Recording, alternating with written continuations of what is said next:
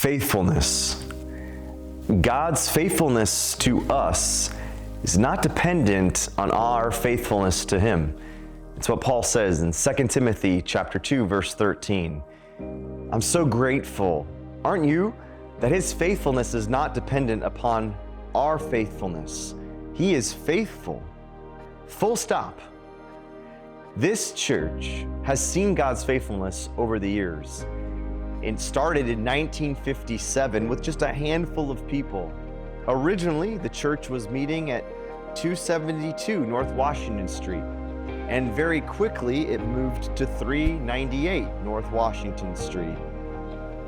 In 1961, the church moved to temporary quarters at 155 Frost Parkway, which was at the time known as the Women's Club, and currently is a deli. Eventually, the church moved to 437 North Sandusky Street in 1969, where they were finally able to purchase a building. That building actually is still a church this very day. And then in 1980, the church was able to purchase this land where our church still sits today. And God's faithfulness continued to be seen, even through some really hard times. Eventually, the church became known as the Journey Church, and God continued to work through this body of believers. And then in 2020, my family arrived, and we began to ask the question, what would it look like if God got what He wanted in Tiffin, Ohio? There was 9 leaders that started to meet every other Wednesday, exploring this question together, looking at what would it look like if God got what He wanted with this particular group of people in this particular church in Tiffin, Ohio.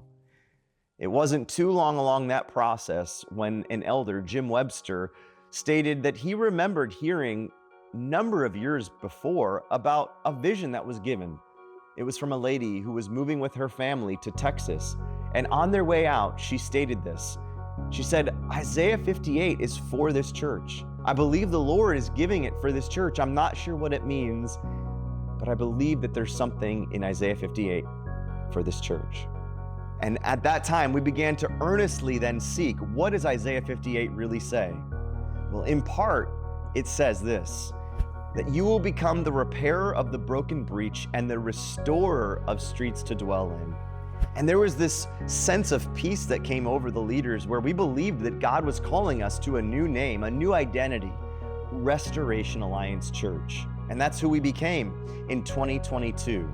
And since that time, we have seen the Lord work in mighty, powerful ways. As we have seen the vision fulfilled, our vision is this. We exist so that all people will be restored through Jesus. And we have seen that work of Jesus. We have seen Him restore marriages. We have seen Him restore physical things in bodies. We have seen Him bring people to new life through salvation. We have seen baptisms. In fact, let me give you some statistics.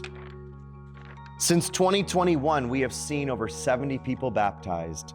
And since 2022, we have seen over 20 people give their lives to Jesus Christ. But you see, it's not just people being met by Jesus for the first time or people taking steps of obedience in baptism. We've also seen this place grow numerically. We've gone from a church that was seeing 50 to 60 people a few years ago to growing over 24% over the last 3 years to now where we're seeing well over 120 every week over the last couple of weeks. And so we believe that the time is now to enter into a new vision. We believe that God is asking us again to seek Him together for what is next for us, to see His faithfulness continue to increase. And this is where IGNITE54 enters. IGNITE54 is our new vision for the next 2 years. IGNITE54 comes from Isaiah 54, which says this, clear lots of ground for your tents. Make your tents large. Spread out, think big, use plenty of rope. Drive the tent pegs deep. You're gonna need lots of elbow room for your growing family. And then it goes on to say, don't be afraid.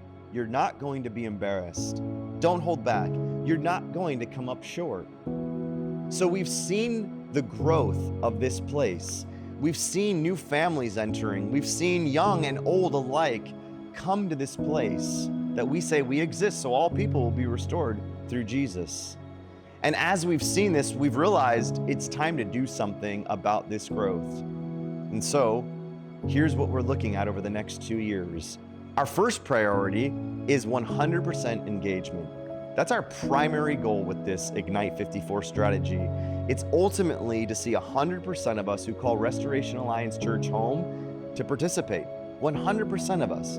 Not equal gifts, not looking at someone else and saying, well, they did that and I can't do that, so I can't do anything. No, we want to ask this simple question. What is God asking you to do? And then the second question, well, what are you going to do about it? That's what we want to ask over the next 2 years. And yes, this is a generosity campaign. And so generosity is not just our tithes. It's not just our money. It's not just about what we can bring monetarily. We want to ask the bigger question, what might God be doing in our hearts and souls? And so I'm hoping, I'm praying, I'm believing that perhaps there is a couple or individual who will be called to foster or adopt over the next 2 years. That perhaps the Lord will fan the flame that is inside of each one of us through His Holy Spirit. And perhaps one of you might be called to become a missionary. And over the next 2 years, we'll begin the process to send you overseas so that you could take the gospel to the ends of the world. The secondary goal then is a dollar amount. Over the next 2 years, we want to fulfill $1 million through what we're going to be calling a one fund. A one fund means that instead of designating gifts to the general operating fund or to the Great Commission or to missionaries or to other things like the building, we are asking for us all over the next 2 years to give $1 million to one fund. How is this going to break down? Let me tell you. $450,000 is going to be for our general operating fund. The general operating fund is what we call the powerhouse of all of the ministries here. That's how we do our day-to-day, week-by-week ministries within Restoration Alliance Church. And we don't see that slowing down. So for the next 2 years, we're looking at $450,000 going towards that. Then another $450,000 is going to go towards the building expansion.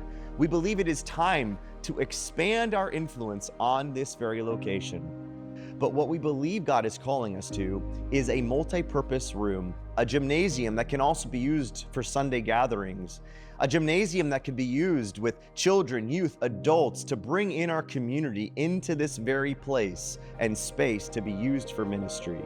We know that many people will never come to a church, but they might be willing to come to an event that happens to be held at a church. And our heart, again, is to show Christ to all people. We exist so that all people will be restored through Jesus. And we want to do everything that we can to continue our influence in Tiffin, Ohio and beyond.